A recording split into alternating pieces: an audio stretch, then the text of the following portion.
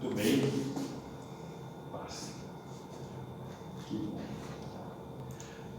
Hoje vamos estar entrando então em Mateus, capítulo 11, versículo 20. Mateus, capítulo 11, versículo 20. Passou então Jesus a increpar as cidades nas quais ele operara numerosos milagres, pelo fato de não se terem arrependido. 21. Ai de ti, Corazim! Ai de ti, Betsaida! Porque se em Tiro e em Sidom se tivessem operado os milagres que em vós se fizeram, há muito que elas se teriam arrependido com pano de saco e cinza. 22. E contudo vos digo, no dia do juízo haverá menos rigor com Tiro e Sidom do que para vós outras. Tu, Cafarnaum, elevar-te-ás porventura até ao céu? Descerás até o inferno? Porque se em Sodoma se tivesse operado os milagres que em ti se fizeram, teria ela permanecido até ao dia de hoje. Digo-vos, porém, que menos rigor haverá no dia do juízo para com a terra de Sodoma do que para contigo. Até aqui, inicialmente.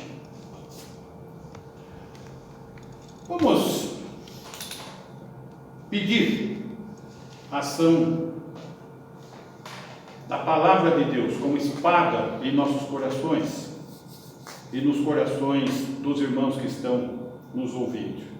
Vamos ter mais uma palavra de oração? Rogério?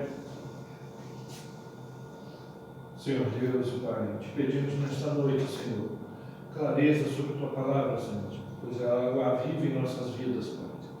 Pedimos, ó Pai, pelos irmãos que estão em casa assistindo este culto, Senhor, que tenham um bom entendimento, que essa palavra seja motivo, Pai, de alegria e mudança, Pai, em todas as vidas, em nossas vidas.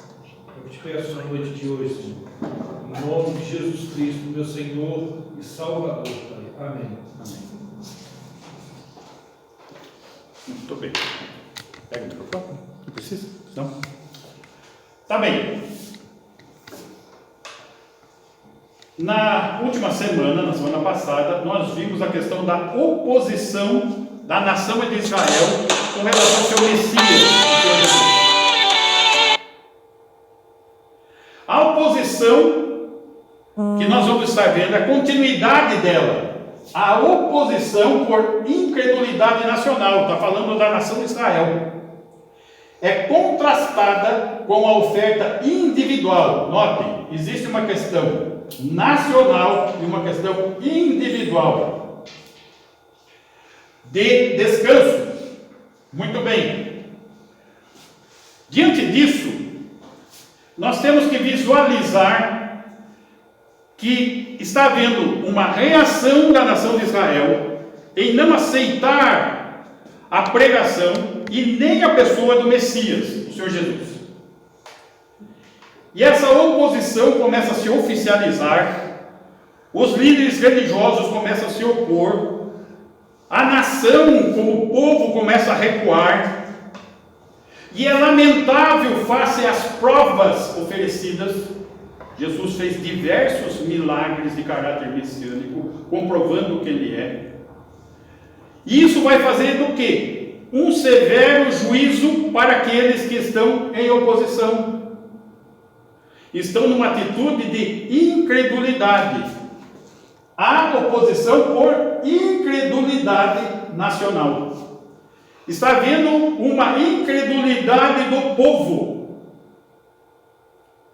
E essa oposição se refletia na incredulidade de 3 cidades.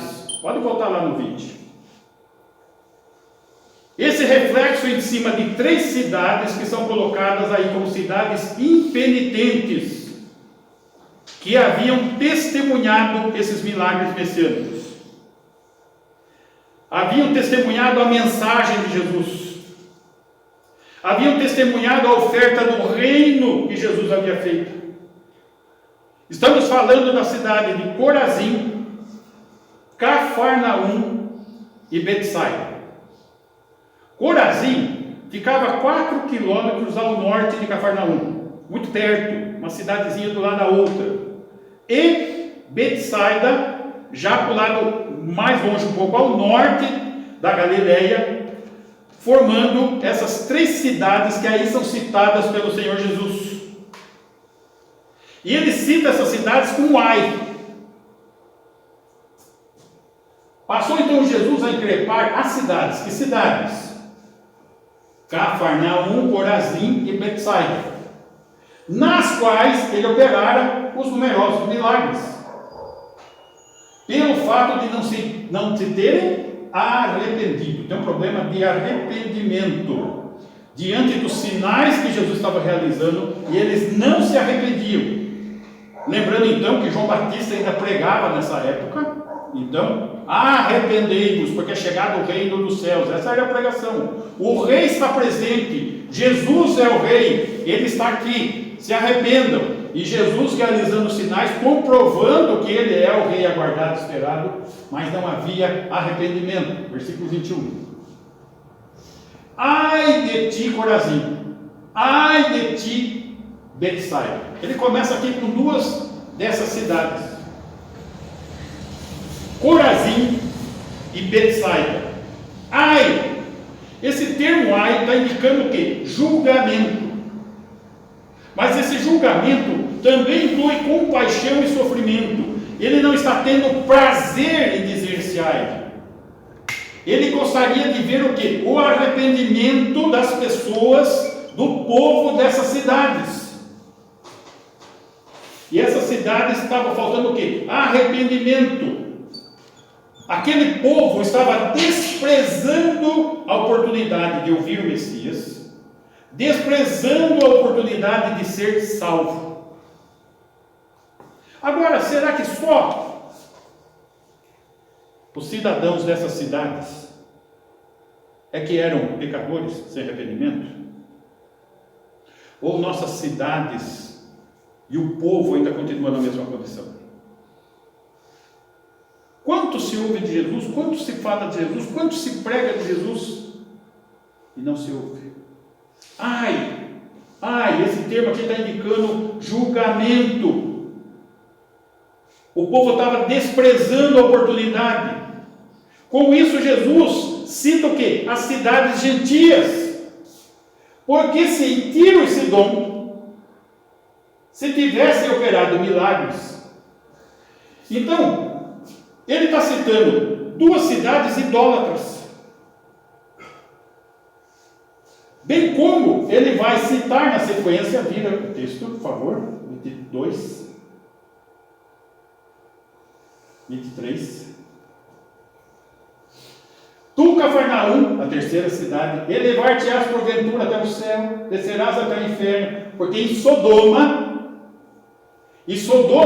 o problema lá era de promiscuidade, aonde havia a prática do homossexualismo. Então, até mesmo entre os idólatras, até mesmo entre os promíscuos, eles teriam se arrependido, o Senhor Jesus está dizendo, se eles tivessem presenciado todos esses sinais miraculosos, dos milagres que comprovavam que Jesus era o Messias. Só que, o que estava acontecendo? Pode voltar lá no 20, versículo 20. Diante desses numerosos milagres e a falta de arrependimento, 21, Corazim e Betsaida não estavam se arrependendo. Agora, o que estava ocorrendo? Eles estavam tendo um privilégio dentro da história profética. Jesus havia sido profetizado desde o Éden, desde a queda. Foi depois profetizado por Moisés, foi depois profetizado pelos profetas Isaías, Daniel, Miqueias. As profecias vinham todas para aquele momento, e Jesus se revela naquele momento. E se revela em especial para essa região, para essas cidades. Até isso era profetizado. Me coloca lá, Isaías capítulo 9, versículo 1.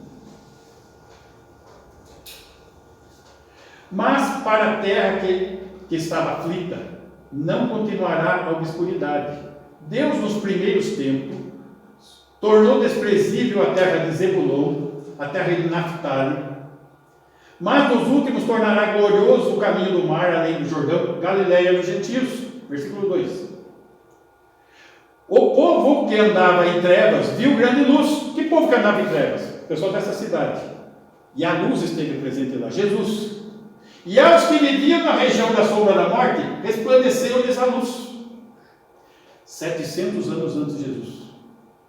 Estava profetizado o ministério dele ali, tocando essas cidades. Só que as cidades não estavam vendo o privilégio de tudo estar se cumprindo sobre eles, naquele momento, envolvendo aquelas pessoas. Todo o cumprimento profético naquele momento.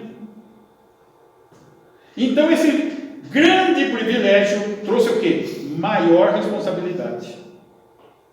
E a maior responsabilidade trouxe o quê? Maior julgamento. Percebam, no capítulo 8 e no capítulo 9, nós vimos 10 milagres messiânicos. 5 deles foram em Cafarnaum. Dos 10 primeiros milagres de Jesus na Galileia, 5 foram em Cafarnaum. E essa razão porque ele está confrontando, estava profetizado o Messias, estava profetizado o ministério naquela região, estava profetizado o ministério sobre aquelas cidades, e eles estão incrédulos. Agora, quando a gente fala de privilégio e de responsabilidade, nós cristãos temos tido o privilégio aqui no Brasil de ter liberdade de culto, liberdade de pregar, liberdade de evangelizar, liberdade de discipular, liberdade de crer, liberdade de prestar culto. Não temos aproveitado devidamente a liberdade. E quando nos sentimos reprimidos, como estamos agora nessa época, sentimos falta. Mas tínhamos um privilégio que não estamos tendo. E no caminhar das coisas podemos até perder. Podemos até perder. E essa é a questão. Um privilégio é dado. Esse privilégio está sendo usufruído. Esse privilégio está sendo algo que nós estamos levando em conta. Nós estamos sendo responsáveis pelos privilégios que temos recebidos. Vamos lembrar que isso vai trazer o quê? Prestação de contas. Vai haver uma maior responsabilidade, vai haver maior julgamento. E é isso que nós precisamos visualizar aqui com relação a Cafarnaum. O Messias é profetizado, o Messias é esperado, em pessoa Jesus ensinou, em pessoa o Senhor Jesus demonstrou o seu poder, o povo pôde ver aquilo pessoalmente, quem ele era, com milagres messiânicos, e esse povo se recusou a arrepender. Daí, o ai, em julgamento solene sobre eles. Corazim e Betsaida ouviram as palavras do Deus Salvador e intencionalmente mandaram-no embora. Jesus foi, não é porque mandaram embora, vai embora daqui. Interessante que nós temos visto esse tipo de comportamento no ser humano, não só nestes seres humanos, mas nos seres humanos hoje. Temos tido a liberdade de enviar os estudos, os vídeos, e muitos não querem assistir.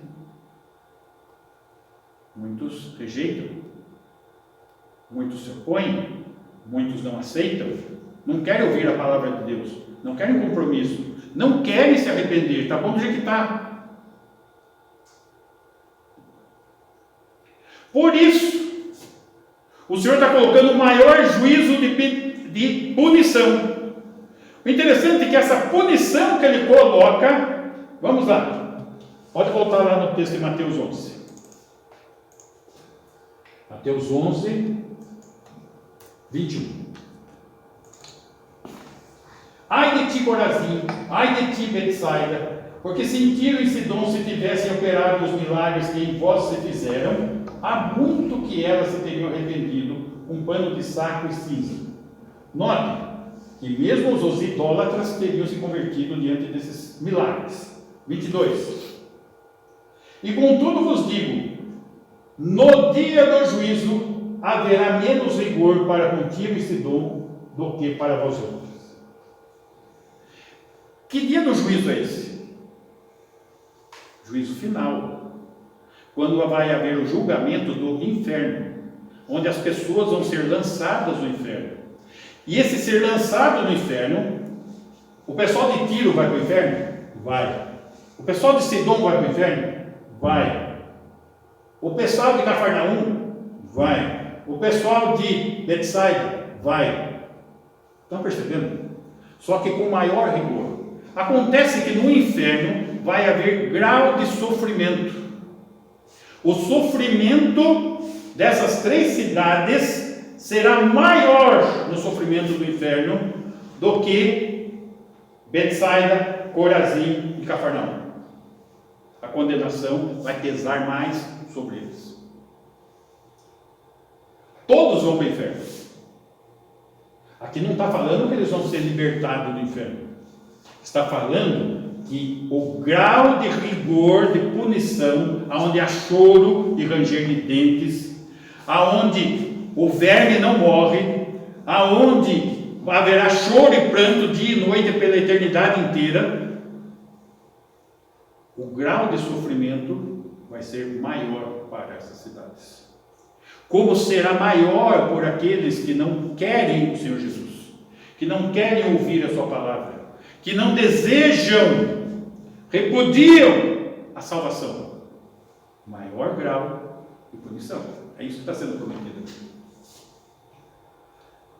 Muito bem. E tudo isso, esses privilégios que foram rejeitados e pecados que são tolerados vão estar onde? Na balança no dia do juízo. Versículo 23. Tu, Cafarnaum, elevar-te-ás porventura até o céu? Olha só, se ele está diante do Messias, do Rei, se ele se convertesse, iriam para onde? O céu. Porventura, até o céu? É lá que vocês vão? Não, descerás até o inferno. Porque se em Sodoma, onde havia promiscuidade toda, se tivesse operado os milagres que em ti se fizeram, teria ela permanecido até o dia de hoje, não teria sido destruída. Notem o grau de ofensa, de perda de privilégio. Eles poderiam estar indo até o céu, mas estão indo até o inferno. Esse é o ponto. Esse é o ponto daqueles que rejeitam a salvação.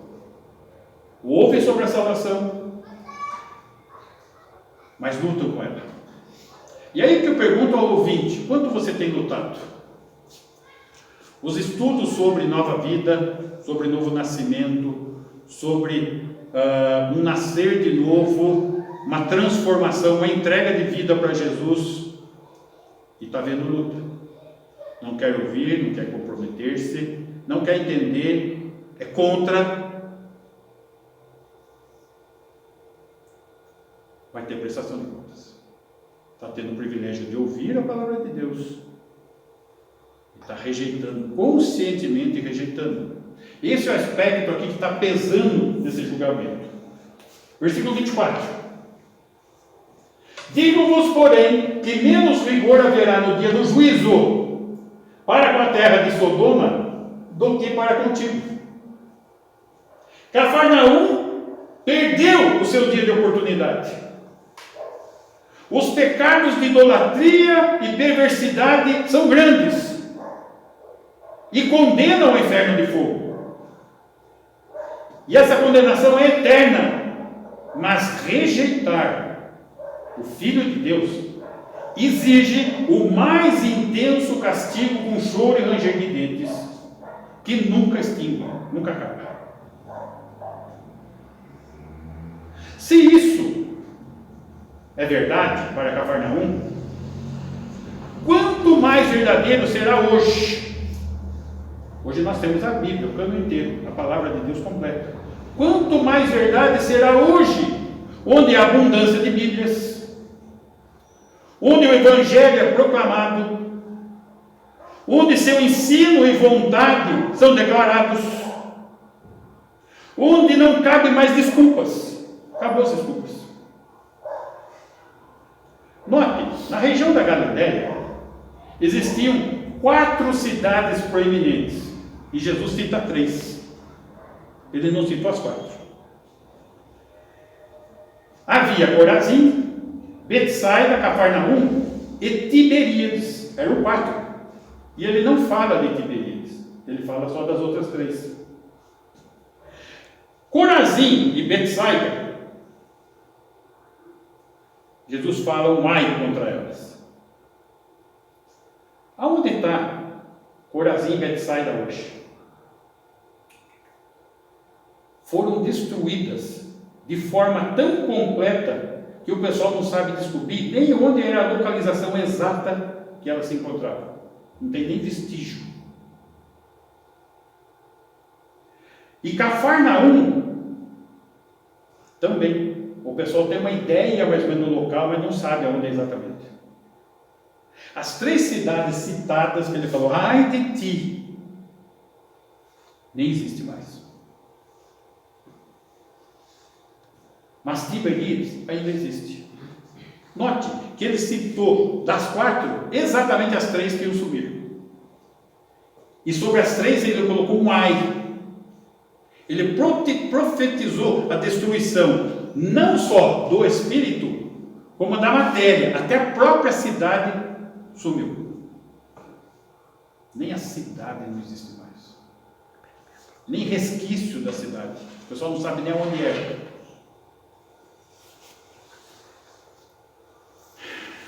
Muito bem. Então aqui nós vemos que a recepção por fé é lamentável face às provas oferecidas dos milagres de Jesus num juízo mais severo. Agora nós vamos ver do versículo 25 ao 30 a recepção por fé individual. Note, a fé é individual e não mais coletiva, não é nacional. É recompensada com o conhecimento de Deus e descanso para a alma. Note, aqui nós estamos vendo uma mudança. Aqui tem início uma mudança no ministério de Jesus. Ele está deixando de lado a proclamação nacional, a oferta num sentido amplo nacional, passando a um convite de natureza pessoal, aos quais ele fala aos afadigados, aos desencantados com as falsas promessas do judaísmo, então, naquela época, pudessem vir a ele como indivíduos, como pessoas, para encontrar verdadeira paz. Pois essa autoridade ele recebeu do Pai. Vamos lá, versículo 25. Por aquele tempo, exclamou Jesus: graças te dou, ó Pai, Senhor do céu e da terra, porque ocultaste essas coisas aos sábios e instruídos, e as revelastes aos pequeninos. 26. Sim, ó Pai, porque assim foi do teu agrado. Note, aqui está a comunhão íntima entre o Pai e o Filho, a vontade do Pai e o Filho cumprindo. E de que maneira está sendo? Não é com os sábios desse mundo. 27. Tudo me foi entregue por meu Pai. Ninguém conhece o Filho, senão o Pai. E ninguém conhece o Pai, senão o Filho, e aquele a quem o Filho o quiser revelar. Note que esse conhecimento mais profundo nós não temos. Por mais que nós busquemos e venhamos a conhecer o Senhor, não é possível atingir o nível de conhecimento entre pai e filho. Só que aqueles que o Senhor Jesus resgata, o Pai confirma. 28. Vinde a mim, Jesus está falando, todos os que estáis cansados e sobrecarregados, e eu vos aliviarei. 29.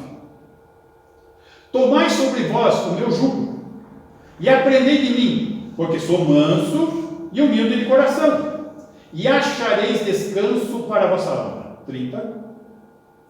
Porque o meu jugo é suave, e o meu fardo é leve.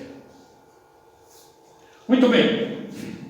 Então, o Senhor Jesus recebeu do Pai a autoridade. E ocorreu uma mudança do estabelecimento imediato do reino para a própria pessoa do rei. O que está acontecendo aqui?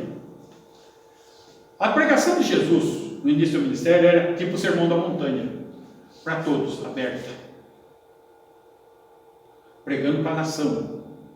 Aqui, diante dessas 3 cidades, começa a mudar.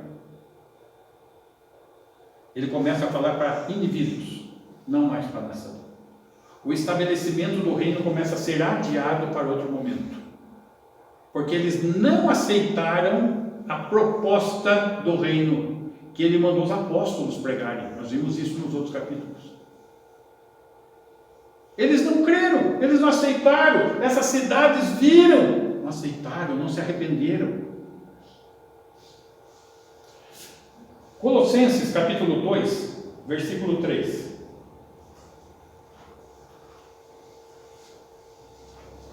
Em quem todos os tesouros da sabedoria e do conhecimento estão ocultos. Aquela questão de conhecer a Deus.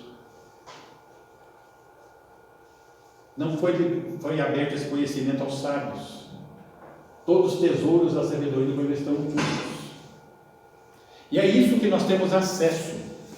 Por isso que a palavra de Deus, ela é mais preciosa do que o ouro depurado. É mais doce do que o mel. É mais doce que o destilar dos favos. Está lá no Salmo. Então, diante disso, daquilo que foi oferecido, houve uma rejeição, uma oposição. Pode voltar lá no texto, por favor. A nação de Israel, em oposição ao rei, está rejeitando esse rei, que mesmo assim está pronto para receber o indivíduo para a salvação. Notem, essa deve ser nossa atitude, porque o nosso exemplo é Jesus. Se as pessoas não querem ouvir, tenta abordar alguma delas. É o que ele está fazendo. As cidades não querem, vou abordar os indivíduos. A Israel não me quer, vou abordar os indivíduos. O reino fica protelado para outro momento. Só que nós vemos aqui a conjugação de 3 verbos muito importantes. Volta lá para o versículo, deixa eu ver aqui, 26, 27, 28. Vinde a mim. Observe esse início, esse verbo. Vinde a mim. A ideia do vinde aqui é a ideia de estender a mão. Vinde a mim, para alcançar o perdido. O perdido está lá, abatido, morto, sem ação. Ele não vai ter a condição de levantar e ir até ele. Ele, vinde, está estendendo a mão. Vinde a mim, vinde a mim. Que tem este perdido, nesse momento, a oportunidade do quê? De crer. De ser salvo, de passar da morte para a vida. E esse convite ele está aberto para todos. Todos os que estão cansados e sobrecarregados. Do quê? Dos fariseus. Por que dos fariseus? Porque os fariseus falavam para o povo: façam. Esse é o ponto. O fazer. Eles exigiam do povo o que eles mesmos não conseguiam realizar. Leis, regras, fardos pesados que ninguém conseguia carregar. Façam ordens e não comunhão, e não alívio, e não fé, obras. Cumpra a lei.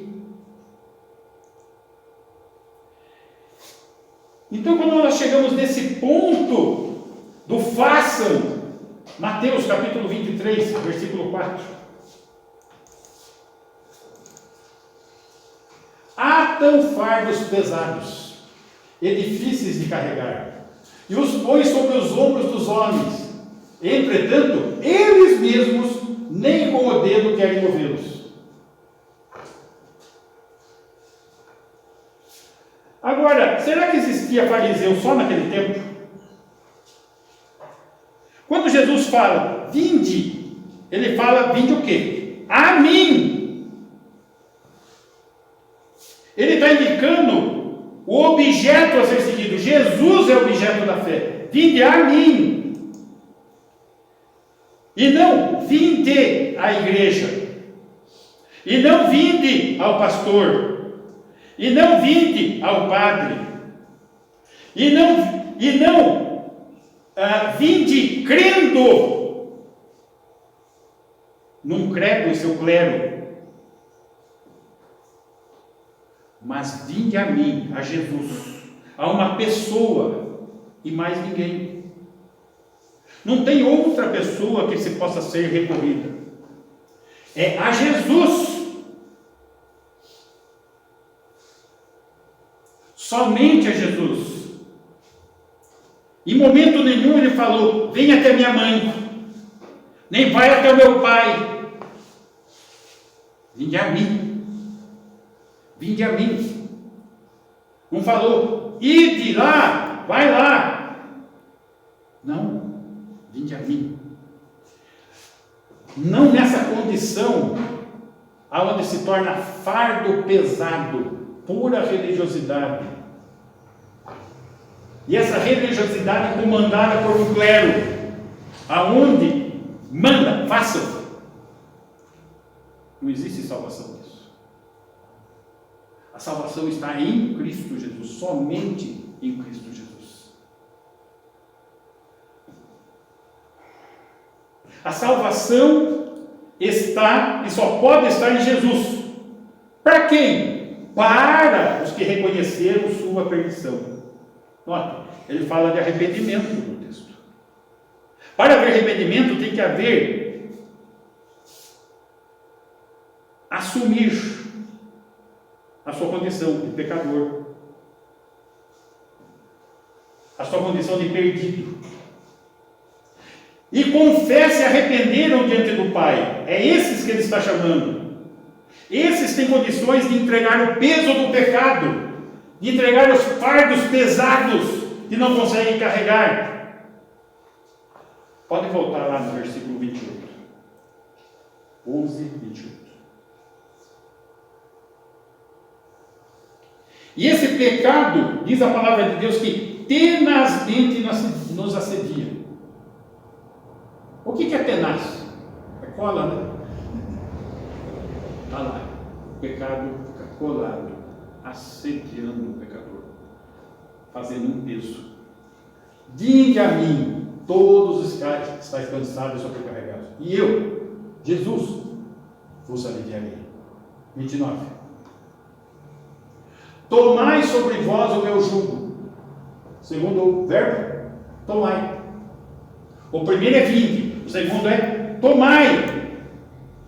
Se coloca em submissão, toma o jugo. Nós estamos aqui numa região rural. Eu acho que não tem isso mais ainda, pelo menos não vejo. O arado de tração animal. Coloca a canga no pescoço dos dois boi e ele vai arrastar o arado. Essa canga é o jugo. E é isso que ele está falando. Tomai sobre vós o meu jugo. Notem, Jesus, ele quer compartilhar com cada um de nós o peso, a luta. É junto com ele. O jugo é junto. Eu ouvi dizer que quando se tem um boi experimentado no jugo, e põe-se um boi mais novo que não tem experiência, põe junto com o mais velho para ele aprender. E o mais velho conduz o mais novo. O jugo para esse mais novo é suave, ele está aprendendo. Eles tomam junto. E essa é a ideia. Jesus fala: tomai o jugo junto comigo. Se o fardo da religiosidade é pesado, as ordens que eles estão dando para vocês são pesadas, creia em mim que o jugo vai ser suave. Você vai ter prazer em ter comunhão comigo. Você vai se sentir aliviado dos seus pecados. Você vai ter satisfação de estar comigo. É leve. É leve. É isso que o texto está chamando a atenção. É isso que Jesus está conclamando ao indivíduo lá e ao indivíduo aqui, ao indivíduo aí. Entrar em submissão à sua vontade, ou seja, tornar-se um discípulo. Nós vimos Jesus falando sobre o discipulado. Torne-se um discípulo. Se submeta ao jugo do Senhor. Se coloca debaixo da sua vontade. E ele está falando: tomai sobre vós o jugo. Lança o peso sobre ele, toma o jugo. É um ato de fé.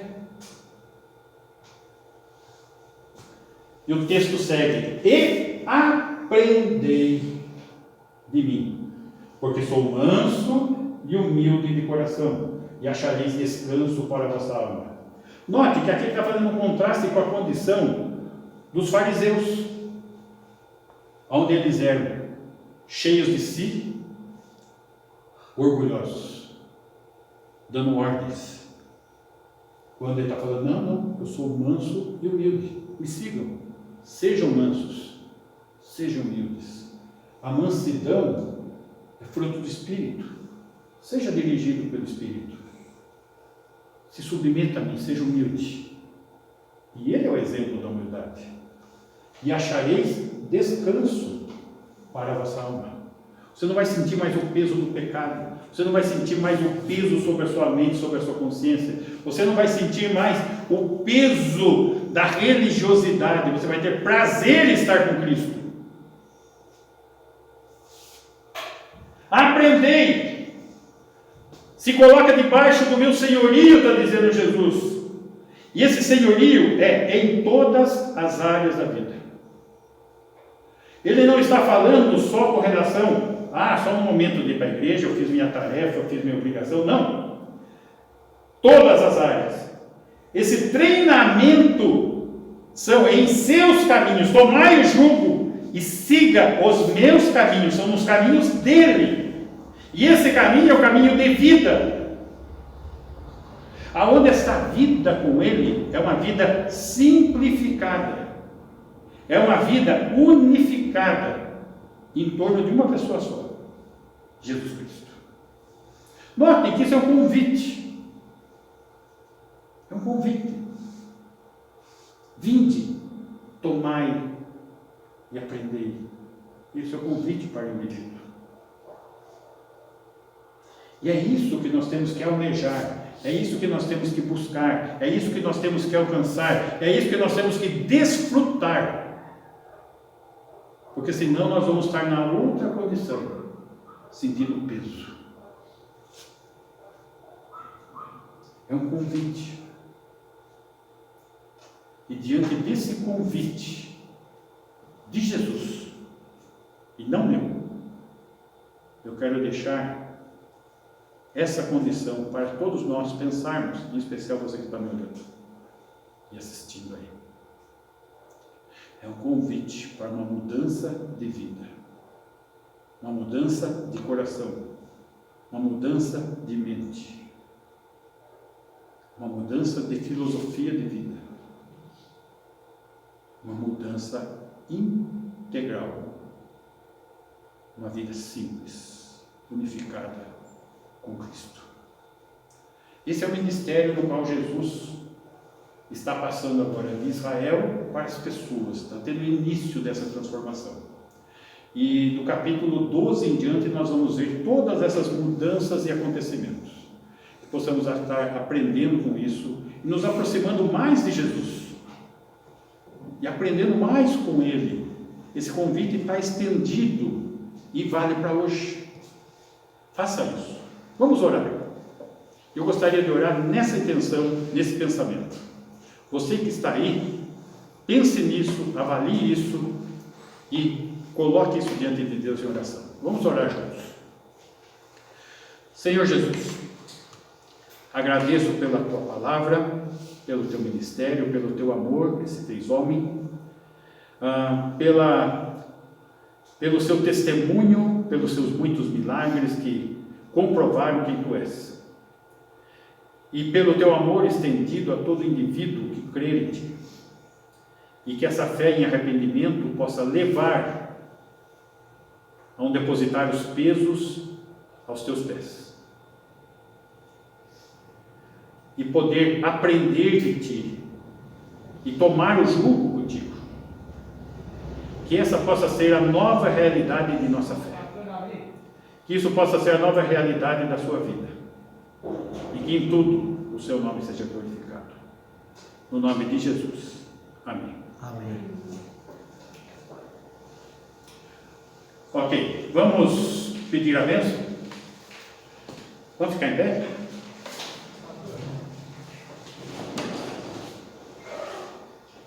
Que o amor de Deus, o Pai, a superabundante graça de Deus, o Filho, e a presença em nós de Deus, o Espírito Santo, nos consolando e ensinando, seja com cada um de nós agora e sempre. Amém. Amém.